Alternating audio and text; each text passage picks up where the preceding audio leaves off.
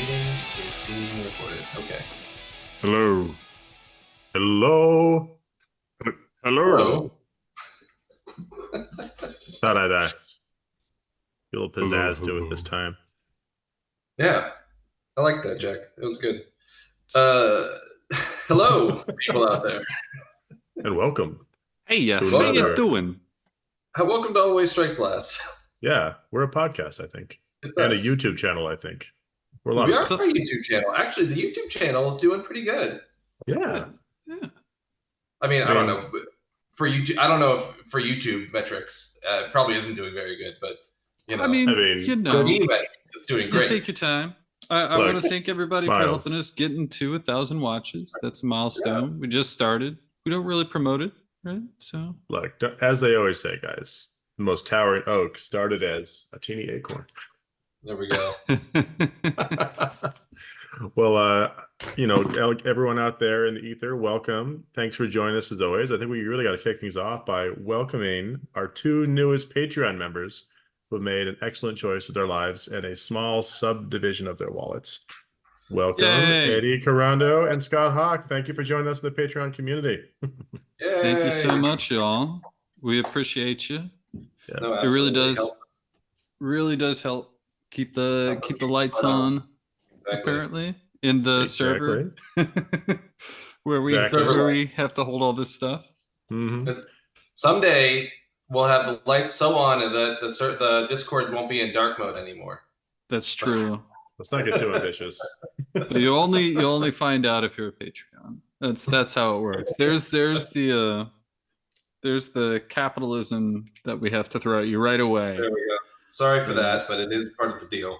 So let's talk about another piece of capitalism that's affecting us. This thing where we're going to that 3-year cycle, and now we're getting a bunch of previews. Oh my How are we gosh. feeling about that? Man. Matt, it has been an excellent month for not having to come up with podcast topics. Yeah. It's Yes, an all-time low for creativity where I just saw every podcaster is lazily just wandering up to the same well and like slurping up some of the stuff that is published in the Warhammer community, which, not to bury the lead, we'll do some of for you today. Yes. They posted a sneaky little battle scroll yesterday. I was surprised, and I felt honestly a bit targeted by that one. Yeah. Really? Oh, yeah. Yeah, well, it typically took away your grand strategy. But yeah, it took away my most reliable grand strategy, which I'd been using. And granted, there was others which are okay, but that one was great because it was super non-interactive and would let you sort of like A, get a free demon prince, and B, just have an unfailable situation.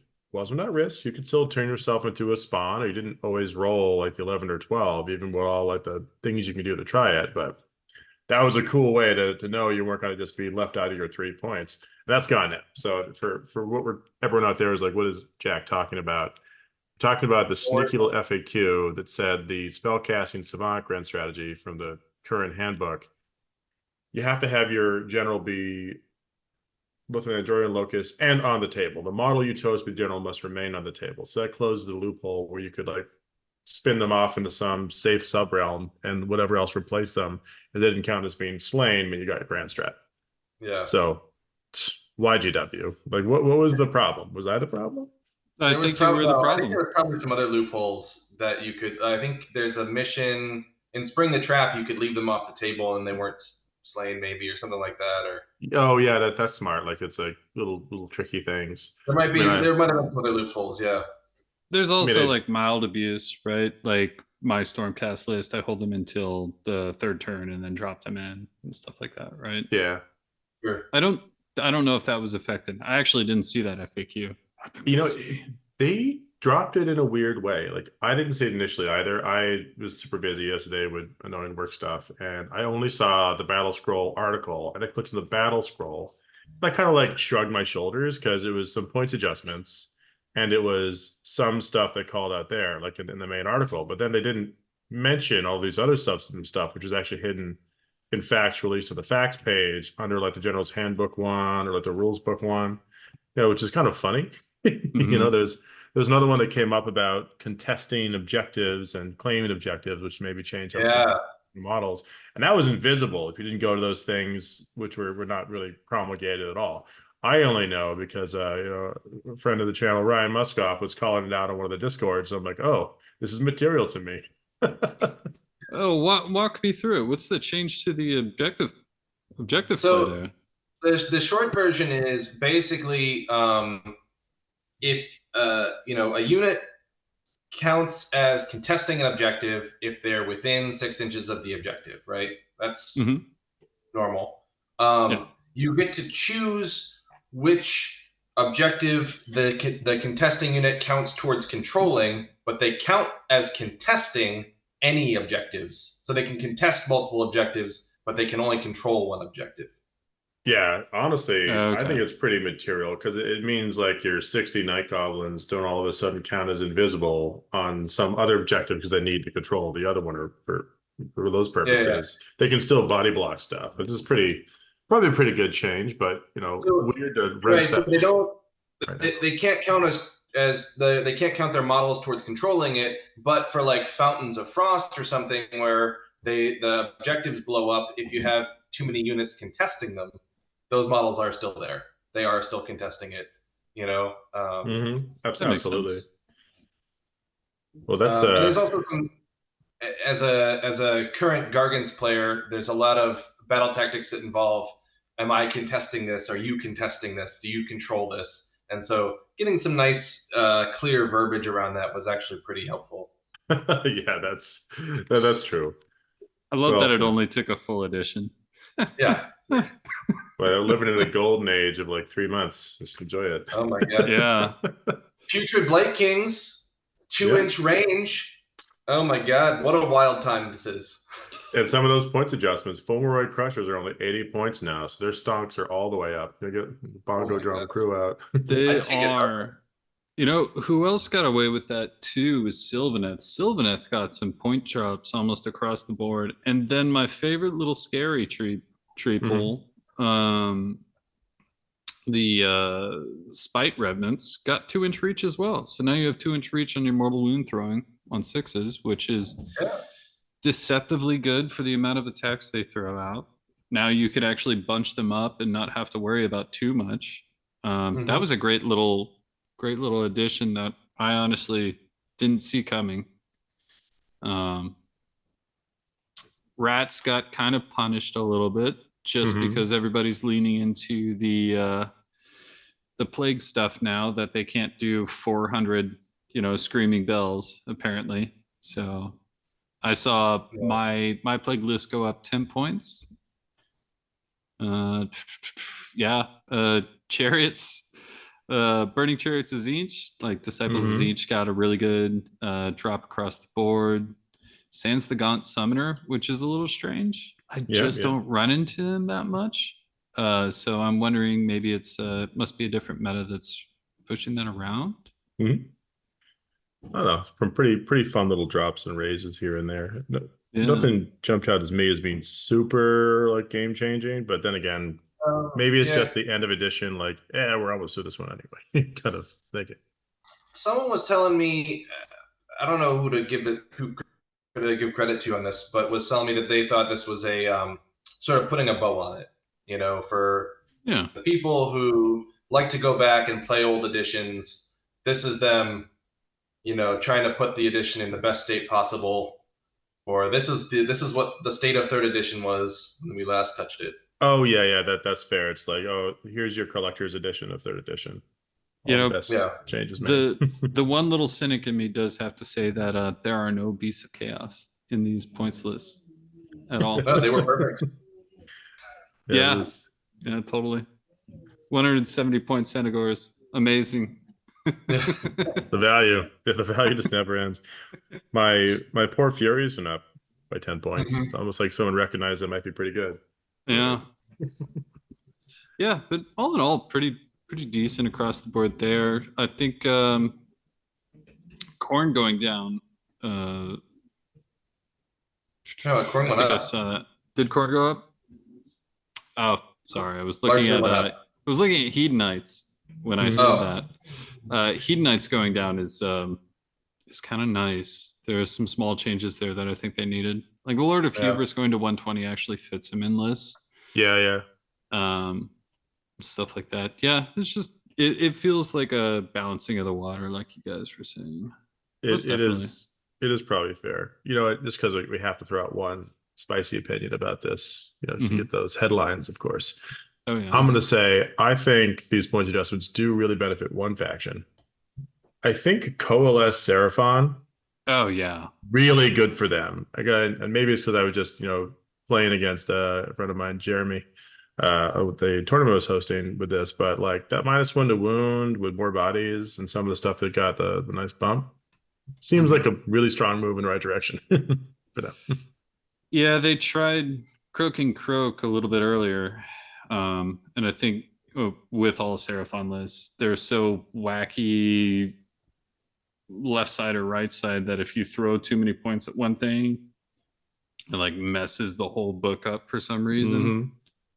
Maybe because they're a little broken. But What? you Oh, know, Matt, that's not in line with the great design. Planet of the Guys, Old Ones does not have you revealing I think we're that. missing a huge point of this, which is that Kragnos is down 20 points to a flat 700. So, and Archeon down 20 points. Oh my god. Easy to fit him in now, only 800. yeah, I mean, Archeon's still Archeon though. He do be Archeon, and Yeah. so Yeah, I got some stories about his Archeoning, but we'll save that for a little bit there's never a moment that I'm not afraid of Archeon on the table, even later. if he's feeling a little underpowered at the moment. But anyways, so that's cool. Yeah. So But what that's else are all we stuff. seeing? Yeah.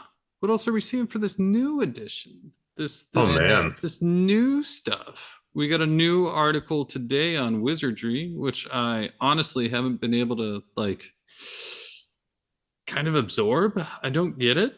It's Yeah.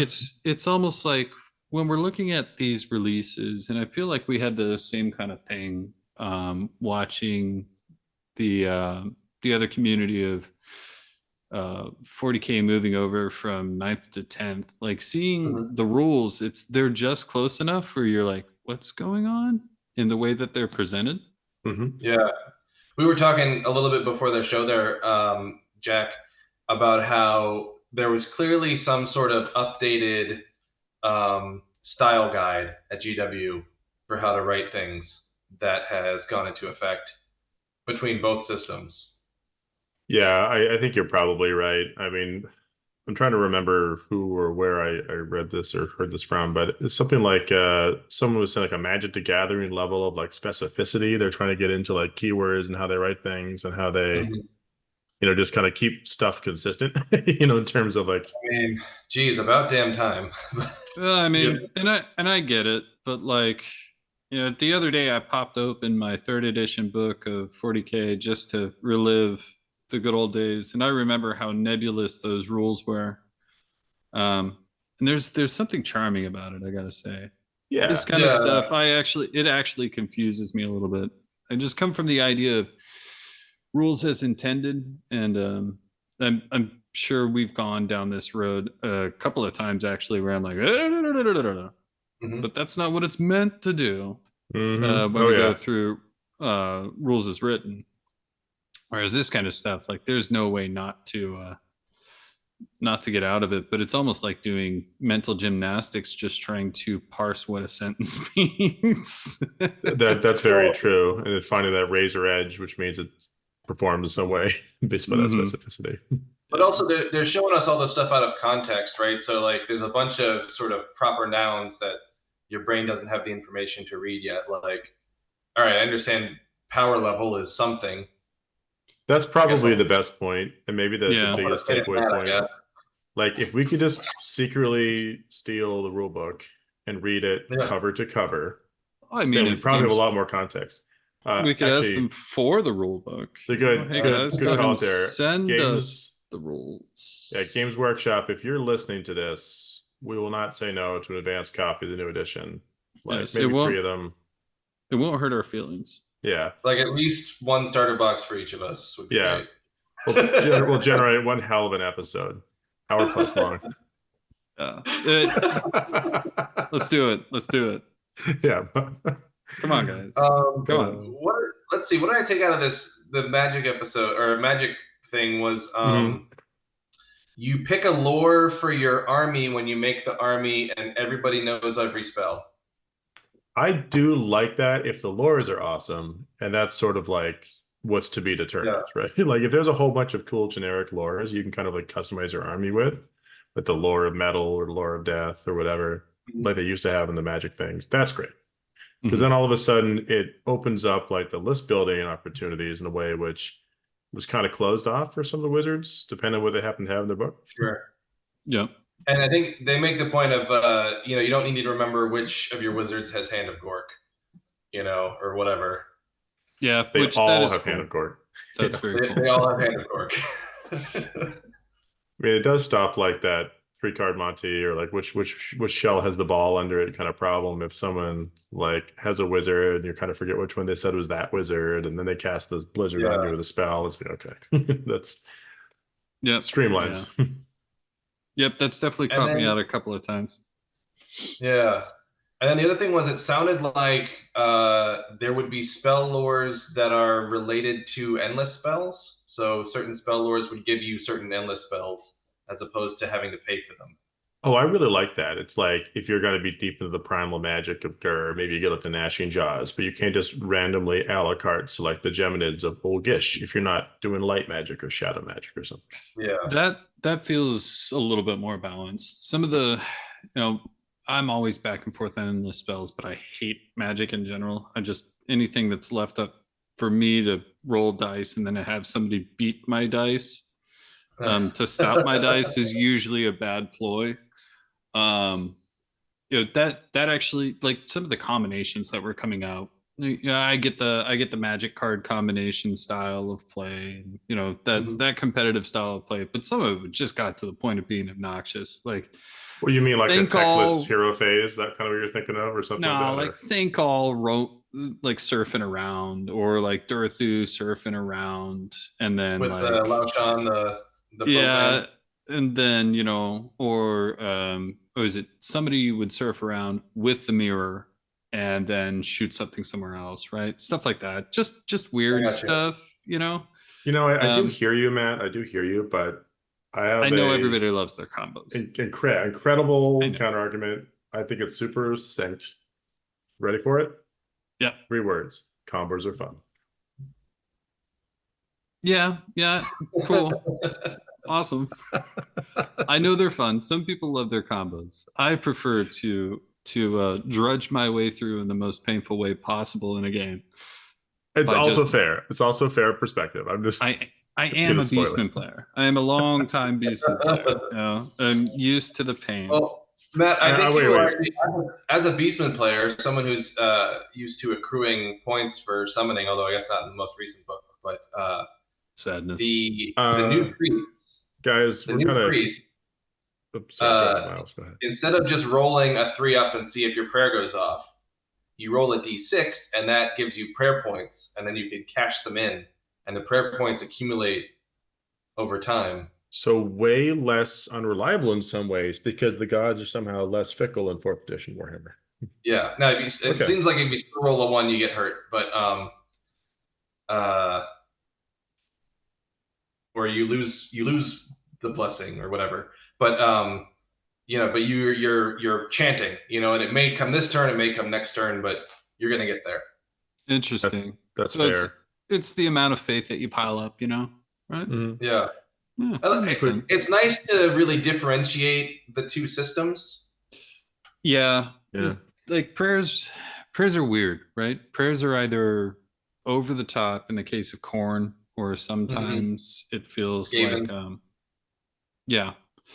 or they're just like useless, right? Like well, that's true. Sorry. All the storm. No, you're good. We keep cutting Jack off. Go ahead, Jack. Sorry, Jack. Thank you. I finally had my podium. I'll agree with you guys on like the prayers. Like it's like, okay, someone's praying to a god who may or may not be like something not Sigmar and is getting 5-up wards for like a huge bubble around their little carriage cart. Doesn't even have wheels. And then someone else is trying to summon up like a 6-up ward save on a 3-up. So it's like, all right, what is our situation here, with the deity powers? And the other thing I was going to say, just kind of calling back a bit to our talk about, Matt and playing Beastmen. In fourth edition, are we allowed to call them Beastmen anymore? Or are they supposed to be like the Skaven that were, like in a prior incarnation, or what's the correct term going to be? I don't know. I think we're gonna have to let that simmer in like a goat stew for a long time till it slowly falls apart. Like a Rogan Josh. What? Yeah, you mean like the delicious Indian food? Yeah. Yes. Oh, gotcha.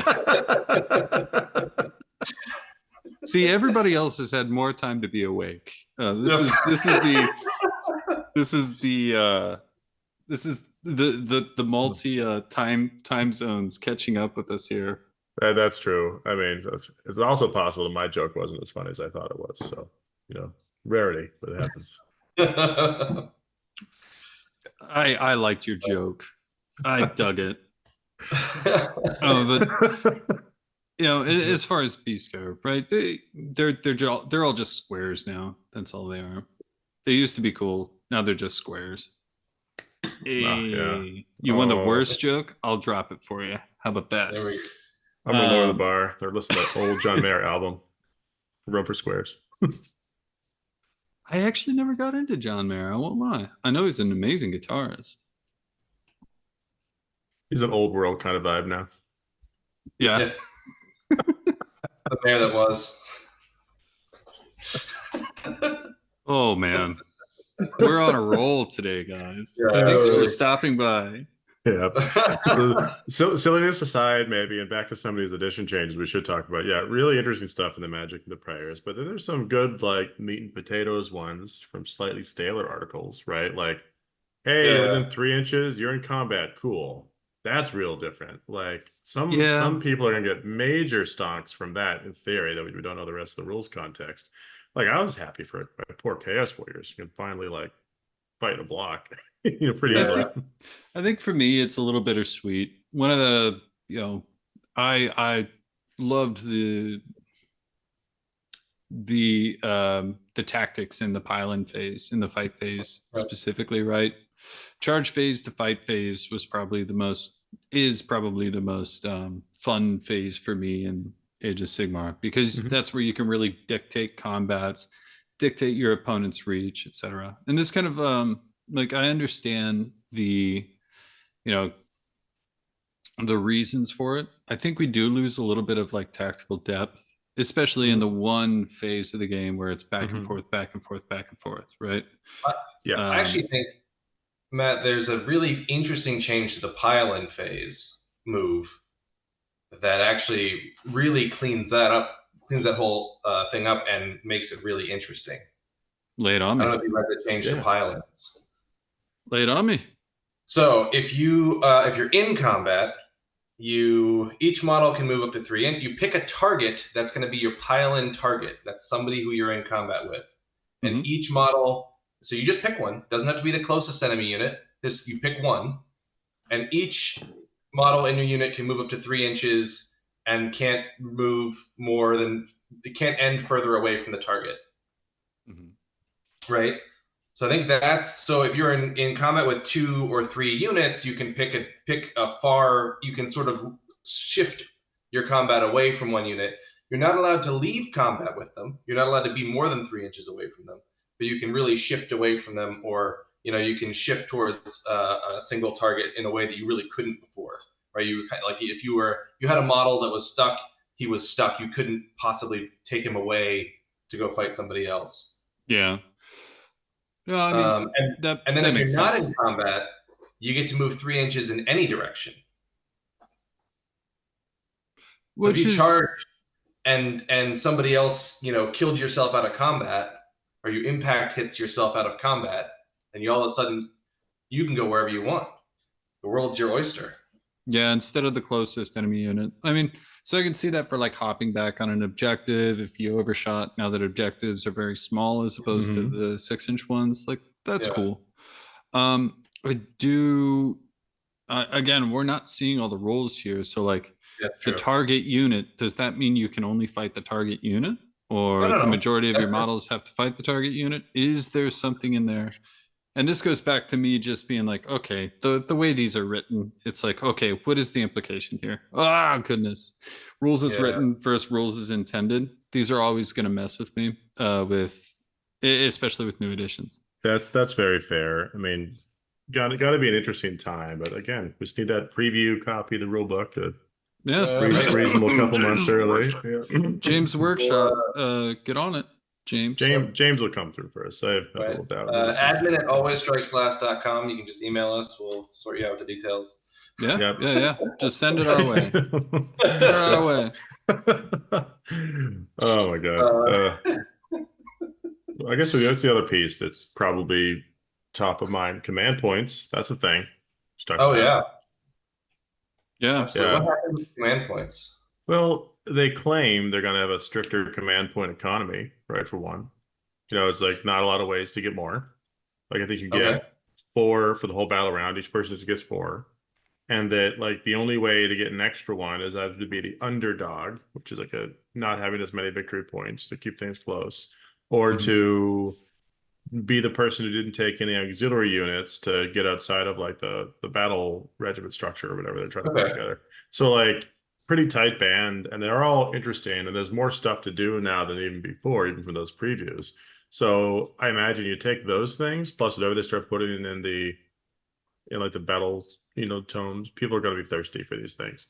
Like they had like the all-out attack and all defense, of course, but then they had like some cool ones on like how they're changing up rallies or the redeploys or the counter charges. And yeah. Yeah. Okay. Yeah, I'm seeing it. I love this change to rally. You roll 6 dice, and for every 4 up, you get a rally point, and you can heal a unit with that. So that also takes into account, like, so you can rally a hero in that sense. Yeah. Or you can spend the health points to return a slain model. It's so much better, honestly. Like, not that it's not dice, and fair enough what happens, but I definitely had some PTSD from like people rolling rallies on like a dragon unit, getting a dragon back just on a hot 6. Oh my god. Or like multiple times in a game. Very fair, but very demoralizing. Or like, even one of my more recent games, someone had those like Agrodon riders, and like, rolled 3 or 4 dice and got 2 6s. And it's like, well, there we go. Yeah. It's a lot of work getting through those, and it makes it more like predictable, right? Because you only have 6 dice. You're probably gonna get 3 health back unless you get hot dice. And if you get hot dice, it's 6 health. Yeah. There's a very finite number of models you can return. I'll agree with that. My even with the cap for, I think it was 10 wounds that they introduced, like bringing back 2 dragon ogres just from a lucky spike would absolutely just demoralize my opponent. And it felt kind of bad until it didn't, because I was being mean and beating them. But like yeah, no, I'm kind of happy to see that go. Like the recursion stuff, like remember when recursion wasn't a trend word in Age of Sigmar? Yeah. So like the amount of recursion stuff. Huh? I mean, I did like the roller coaster ride though into deep recursion, right? I liked when it was like almost unheard of, and then we just kept sliding down that slippery slope. Yeah, I mean, I can see the fun, but again, like there's so many situations where it's like that's again another thing that's dependent on dice instead of your play, right? And so I can see why it's got to be like reeled back in, especially for competitive play. Like, yeah, it's very fair. It's very fair. So I mean, I'm happy to see that. Fun little update to redeploy. I love that. The mortal wounds. Oh no, that you're thinking of the retreat. Retreat. Yeah. The retreat is fantastic. We'll talk about that in a sec. But redeploy, so you do it at the end of the enemy movement phase, not as an interrupt. But there's no trigger range. You can just do it now. You can just do it. That is interesting. Yeah. As long as you're not already in combat. I like that and I hate that, just to Mhm. throw an opinion out there. Mainly because I think that could be one of those skill cap lowering things a little bit. Like, I mean, and maybe that's not fair, but like the fact that you combine that with not needing to have command ranges anymore, like you can just kind of see Did what they the say summons that? does and then just make the choice. Are there no command ranges anymore? Nope, anyone can use a command point anywhere, anytime. No need for leader, no need for a champion or anything like that. Which, Ooh. let's be honest, that was getting annoying a little bit. I've had several games where somebody accidentally pulls their wrong model. They don't find out until like 2 turns in, and they're like, "Oh, I pulled the wrong one." And of, of course, they could have pulled any other model in the situations up to where that model died, right? And it's like, Oh yeah. well, I gotta hold you to it, I guess. This feels dumb. It's Right? probably fine and better, like to that point, to not have those annoying situations. It's just like they're taking away this place where skill expression could find itself, right? Mm, yeah. And they'll probably replace it with some other cool place you can, use smart play. But like here, it streamlines it, makes it easier because you just will always get to do it. No longer can your opponent like know he has good charges and be 9 inches and a millimeter outside your key unit. No longer can they make a mistake that they can identify later by going 7 inches away and having to redeploy 4 or 5. Yeah. Yeah. No, no, Sure. no. But this seems to be a theme, right? This goes to the same thing with weapons ranges. No longer can you deploy poorly and get alpha struck and then stuck in where only parts of your army are going to be able to attack, right? Like they're cutting things in certain areas that Mhm. generally make sense, make the game go faster, which I like. It's still bittersweet, but like those kind of things, Mhm. It's true. it It's does true. reduce the skill cap across the board. So it's noticeable. I think every one of these rules has something like that in it. Yeah. Well, I guess we'll have to see what the hidden half is too, right? I mean, like if they Yeah. take away Well, here and bring it back elsewhere. Yeah, speaking of counter charge, Yeah. That's end yeah, of the fun. that's enemy charging interesting. phase. That was another one of You- those rules that we saw going into a lot of armies. Started with fire slayers and then just kept going, right? Yep. Yeah. Miles, is it end of phase? Am I remember correctly that the countercharge command ability is supposed Yeah. to? So Okay. any of your things that happen in the enemy phase are always at the end.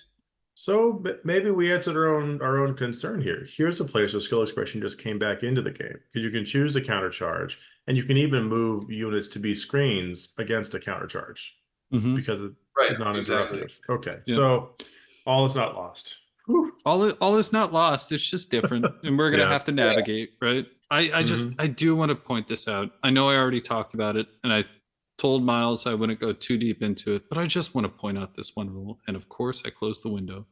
Look Oh, at oh me. gosh. I'm a All right. professional podcaster. Here we While go. you pull that up, you got it now? Okay, good. I was gonna Yeah, buy you yeah. time, but you ready? All right. No, so the Ard Boys Shield Bash is probably like, I guess for other people it makes sense, but when you have like comprehension problems, like I can see how this for me is just like I read the sentence like 5 times to figure out what it was saying.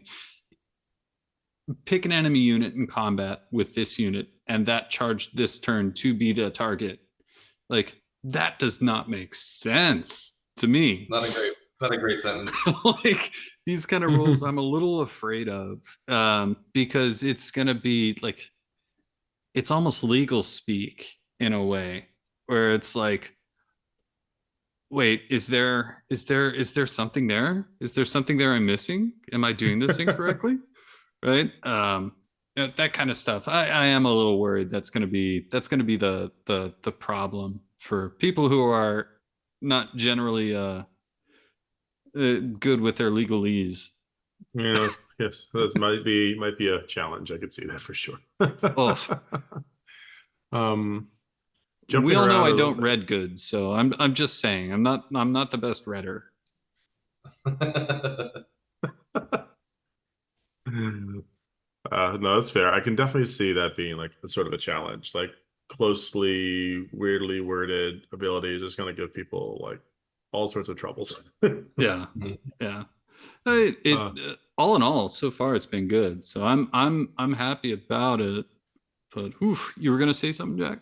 Oh yeah, no, I just want to take a quick departure from our rules focus, just to acknowledge and shout out that we did in fact have in current events our second Always Strikes Last RTT in Massachusetts this last weekend, and we had a 400% increase in attendance, up to 16 people playing, which was pretty good. Nice.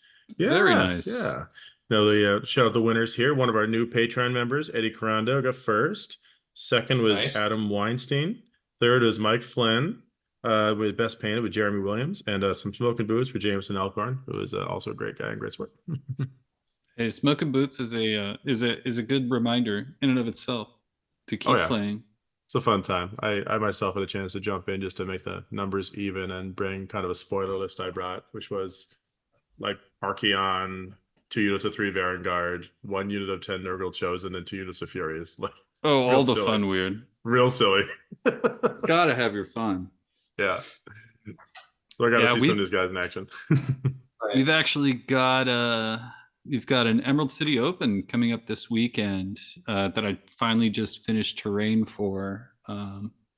Nice. So we were going to do a list review, but there's this thing called time, and there's never enough of that resource. So maybe later.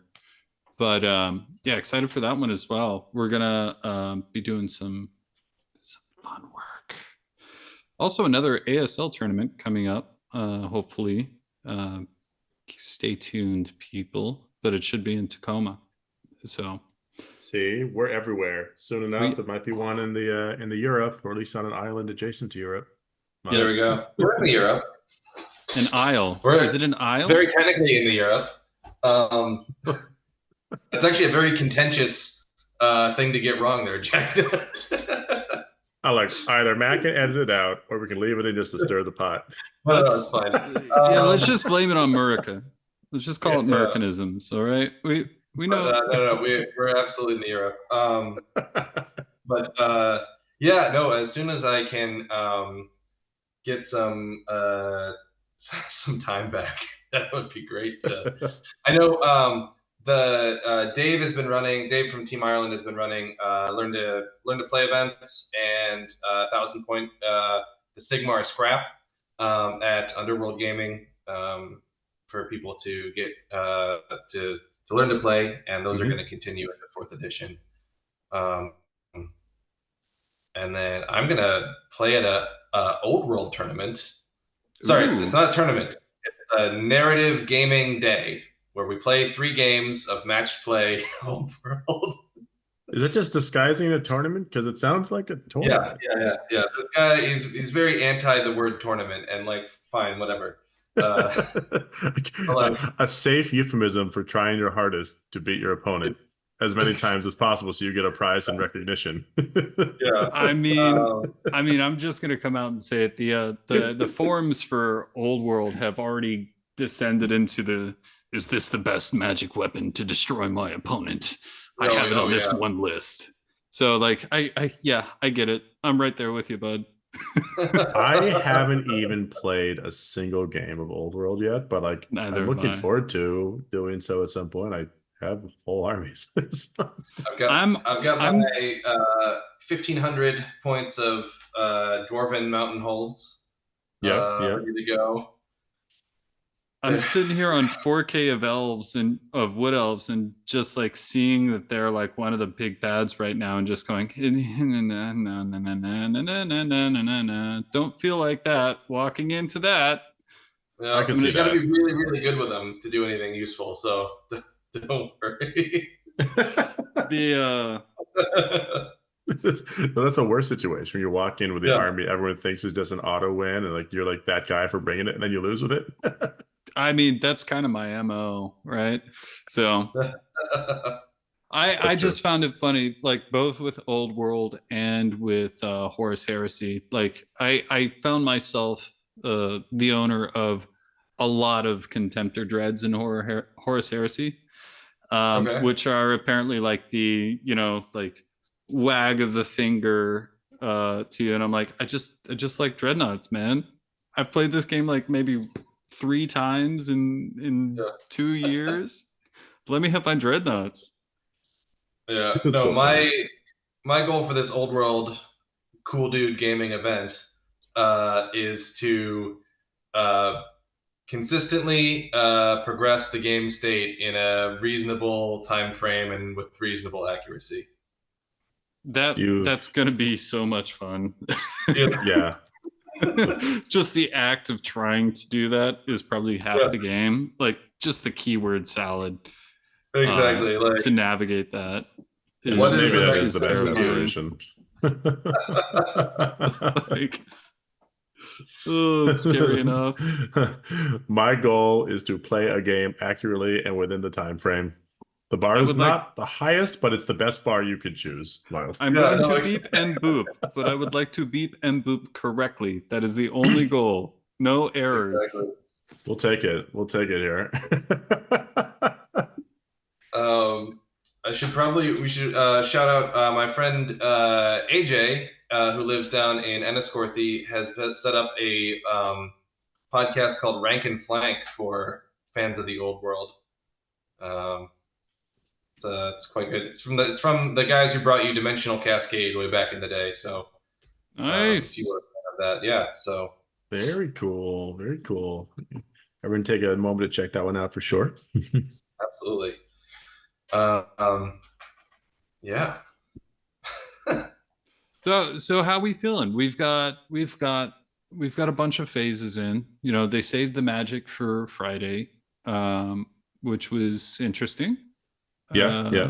Keeping it out of order, giving us a little trickle where everybody's like, but the magic phase. So seems is it a magic phase, or does it happen in the hero phase? Hero phase. No, it's all throughout the phases now, right? It's not even like it could be any phase. Based on spell. Magic. How does magic work? I'm doing the quotation fingers for people. Right. It's like magnets.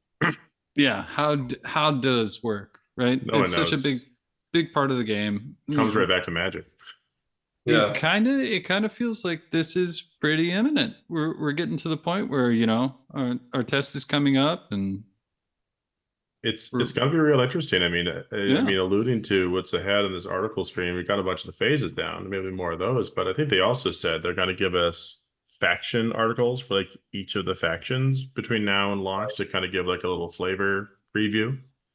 I mean, let's all do a quick Price is Right style guess on when the new edition drops. Oh yeah. Cool. Let's do it. It's currently April 19th as of this recording. Mm-hmm.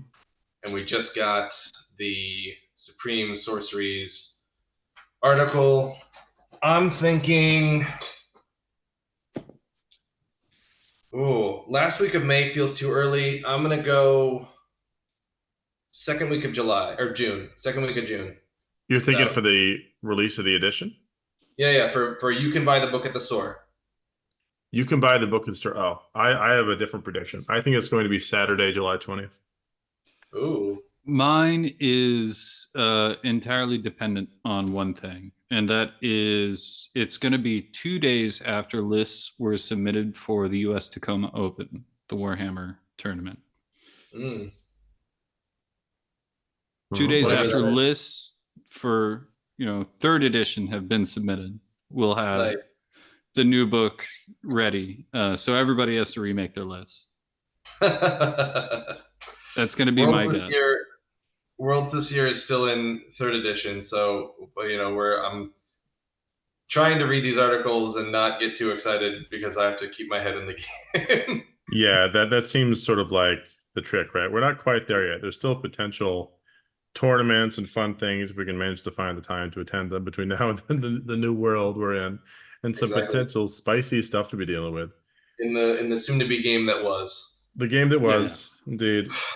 Oh, it'll still be ours. I am happy that it is going to be a reset, though. Now, kind of in retrospect, at first I was a little bit miffed because we finally got 3.0 to the place where I would call it an almost perfect game. Like, it's very good, absolutely.